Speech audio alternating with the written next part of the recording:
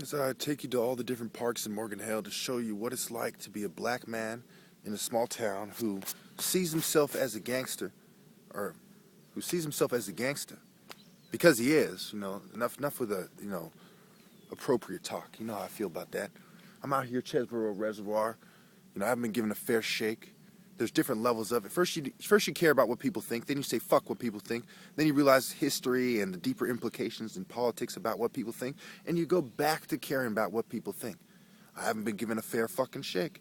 I used to walk around Morgan fucking Hill. Yeah, Morgan Hill doesn't look like this. You know what it looks like. Look it up.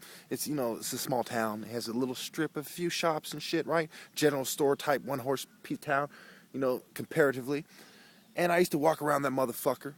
I'd see, white people and Hispanics and, for the most part, on the street. And one or two black people once in a long fucking time. It's a little bit different now, but that's how it was 15, 16, 17 years ago. 18, 19 years ago. I started walking around when I was 12, 13 years old. Walk around the streets of Morgan Hill and San Jose.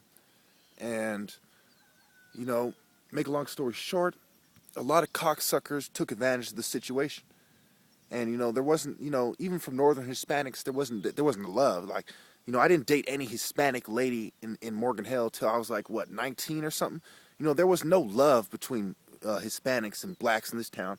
People like Toto and stuff like that would make racist jokes about black people.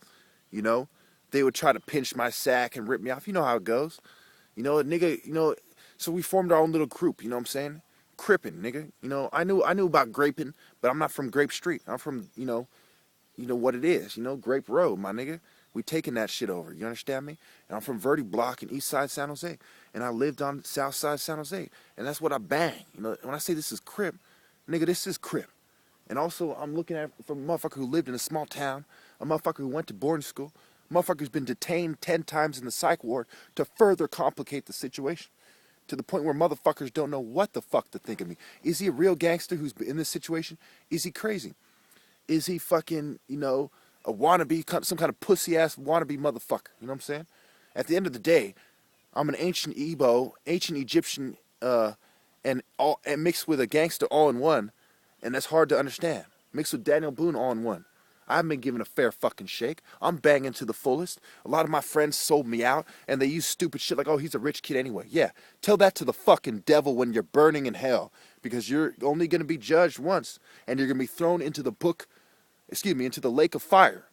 Look at Revelations 20, you bitch. Revelations 20 is why you're a bitch. Motherfucker.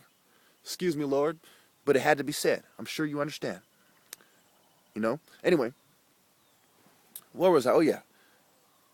A bunch of cocksuckers, a bunch of cultural imperialists, and a bunch of pussies, okay, are at my fucking mercy.